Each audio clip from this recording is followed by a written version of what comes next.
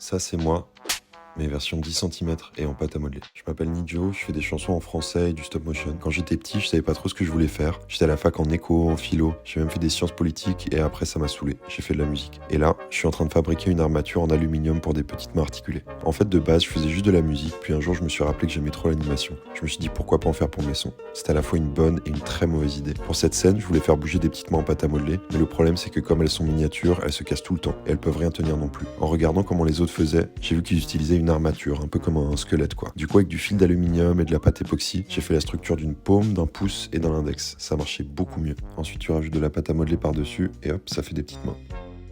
Le fil d'aluminium, il doit être assez fin et souple. Le recuit, c'est mieux, on m'a dit. Après, il faut décomposer tout le mouvement, image par image. C'est difficile au début et il faut essayer en vrai pour voir comment ça bouge. Perso, j'ai utilisé une pince à épiler pour bouger les doigts parce que mes doigts ils étaient beaucoup trop gros. En tout cas, une fois que t'as compris, ça donne un truc comme ça. Voilà, du coup, si tu veux apprendre à faire du stop motion avec rien ou en savoir plus sur ce que je fais, abonne-toi.